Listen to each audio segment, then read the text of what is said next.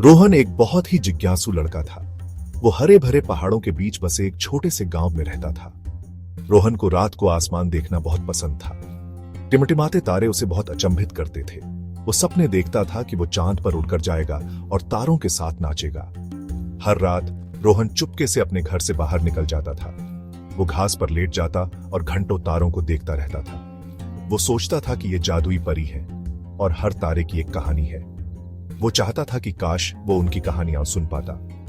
एक दिन रोहन ने गांव के एक बुजुर्ग को एक जादुई जंगल के बारे में बात करते सुना। ऐसा कहा जाता था कि यह जंगल टूटते तारों की बारिश के नीचे दिखाई देता है। ये जंगल, बुजुर्ग ने कहा, कोई साधारण जगह नहीं थी। ये वो जगह थी जहां तारे खेलने के लिए नीचे आते थे। रोहन बहुत उत्साहित हो गया। उसने इस जादुई जंगल को ढूंढने का फैसला किया।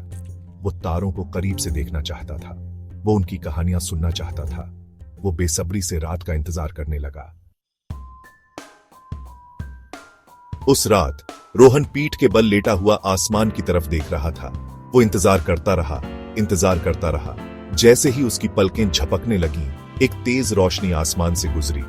ये एक टूटता तारा था। रोहन खुशी से उछल पड़ा। उसने पहले कभी टूटता तारा नहीं देखा था। उसने देखा कि वो धरती पर गिर रहा है और पीछे एक चमकदार धूल का निशान छोड़ रहा है। वो गांव के किनारे पुराने बरगद के पेड़ के पास गिरा। रोहन बरगद के पेड़ की तरफ भागा। उसे लग रहा था कि कुछ जादुई होने वाला है। जैसे ही वो करीब आया, उसने देखा कि टूटता तारा बदल गया था। अब वो एक चमकदार दरवाजा था जो एक नरम सफेद रोशनी से चमक रहा था। उसने ऐसे दरवाजों के बारे में कहानियां सुनी थी। क्या ये जादुई जंगल का रास्ता हो सकता है? झिझकते हुए रोहन ने अपना हाथ बढ़ाया और चमकदार सतह को छुआ।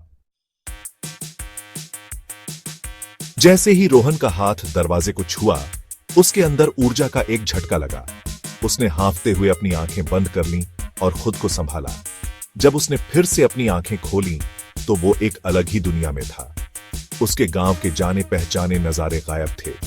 रोहन ने खुद को ऊंचे चमकते हुए पेड़ों से घिरा पाया। उनके पत्ते हीरों की तरह चमक रहे थे, हजारों तारों की रोशनी को दर्शाते हुए। हवा में एक मधुर धुन गूंज रही थी, मानो तारे खुद गा रहे हों। रोहन तारों के जादुई जंगल में पहुंच गया था। वो खुशी से हंस पड़ा। जंगल उसकी कल्पना से भी ज्यादा खूबसूरत था। जहां भी वो देखता, उसे अलग अलग आकार और साइज के तारे दिखाई देते थे। कुछ बड़े और गोल थे, तो कुछ छोटे और टिमटिमाते। जैसे ही वो जंगल में और आगे बढ़ा, उसने कुछ अजीब देखा। तारे सिर्फ आसमान में नहीं लटके थे, वो जिंदा थे। वो हिल रहे थे और नाच रहे थे। हर लहर के साथ उनकी रोशनी रंग बदल रही थी। चौथा भाग, नई खोजों की दुनिया। रोहन ने घंटों जादुई जंगल की खोजबीन में बिताए। वो हैरानी से देखता रहा जैसे तारे पेड़ों के बीच लुका छिपी खेल रहे थे। उसने तारों को नक्षत्र बनाते देखा। उनकी टिमटिमाती रोशनी जानवरों और पौराणिक जीवों की आकृतियां बना रही थी। वो ऐसे तारों से मिला जो गाते थे, कहानियां सुनाते थे, और जब वो उन्हें गुदगुदी करता था तो हंसते थे। वो एक गुस्सैल बूढ़े तारे से भी मिला जो शोर मचाने वाले धूमकेतुओं के बारे में बुदबुदाता रहता था। हर तारा जिससे वो मिला, वो अनोखा और दिलचस्प था। रोहन ने सीखा कि तारे केवल गैस के गोले नहीं हैं, जैसा कि उसके गांव के लोग मानते थे। वो भावनाओं और व्यक्तित्व वाले जीवित प्राणी थे। उनके परिवार और दोस्त थे, और वो एक दूसरे की परवाह करते थे। उसने पूरी रात तारों के साथ खेलते हुए, उनकी कहानियां सुनते हुए और उनकी दुनिया के बारे में सीखते हुए बिताई। उसने पहले कभी इतनी खुशी और बेफिक्री महसूस नहीं की थी। पांचवां भाग, तारों का रक्षक। जैसे ही सुबह होने वाली थी, रोहन ने अपने कंधे पर एक हल्का सा थपथपाया महसूस किया।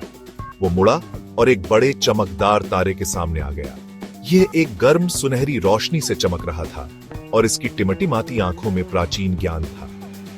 तारे ने अपना परिचय वन के रक्षक के रूप में लिया।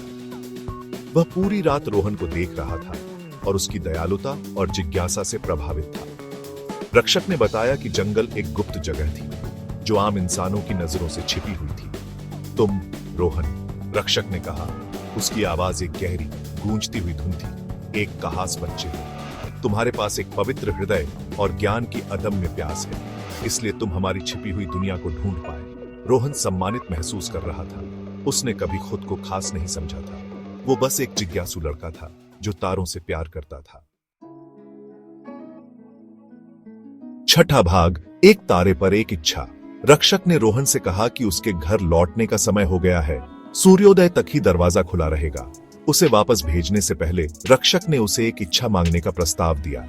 रोहन ने बहुत सोचा। वो अपनी मनचाही कोई भी चीज मांग सकता था। वो धन, प्रसिद्धि या यहां तक कि जादुई शक्तियों की कामना कर सकता था, लेकिन रोहन जानता था कि वो वास्तव में क्या चाहता है। मुझे अपने लिए कुछ नहीं चाहिए, प्रिय रक्षक, रोहन ने कहा। उसकी आवाज नए ज्ञान से भर गई।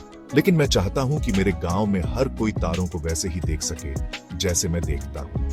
मैं चाहता हूं कि उन्हें पता चले कि तारे केवल आकाश में वस्तुएं नहीं हैं, बल्कि भावनाओं और कहानियों वाले जीवित प्राणी हैं।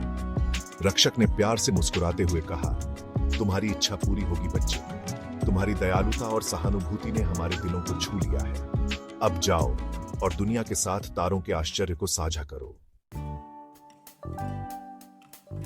सातवां भाग, वापसी और सीख।